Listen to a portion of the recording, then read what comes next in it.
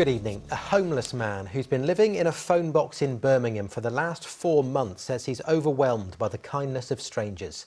Stephen Pope turned the BT kiosk in Bordesley Green East into a makeshift bedroom with blankets, a sleeping bag and a few bits of clothing to keep him warm. He's now been referred to a homeless team after a local councillor stepped in to help.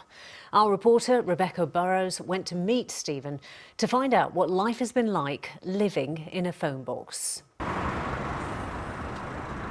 This is Stephen's home, a phone box on the side of a busy road in Birmingham. The 42-year-old has been homeless for the last few years and used to stay in the city centre. He's now moved to Bordesley Green and into this phone box as he says he feels safer there. But I don't feel like normal, because it isn't normal, is it? You know, it's like distressing, you know. Every day's hard, every day's a struggle, you know. I wake up and, I don't get benefits or nothing.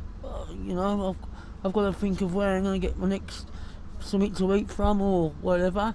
I just have to pray to God that somebody turns up, which they normally do anyway, so I'm grateful for that.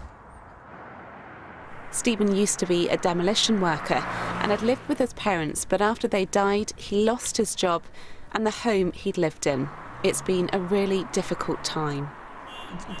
It's hard. I mean, a lot of times I have thought about killing myself. I have thought about that. You know what I mean? I know it sounds bad, but I thought it would be the easiest way out. He's been living in the phone box for 4 months now, and since he's been there, lots have offered to help, including a local councillor. I was concerned for his safety because a number of residents have come up to me and just to make me aware of his situation.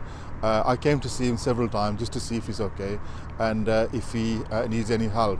And he does need help, and he's basically asked me to that if he can have his own place where he can be on his own.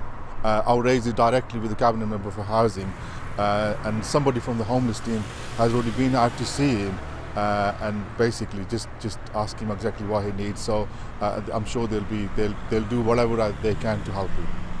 Whilst we were talking to Stephen, someone came over with crisps and a drink. Someone's just given you thank you. some crisps. Yeah, I'm very grateful for it, yeah. There you go. Thank you. Someone's just given you that. Yeah, thank you so much. He's surviving on the kindness of strangers and hopes he'll soon be able to move out of the phone box and into a home. Rebecca Burrows, ITV News, Birmingham.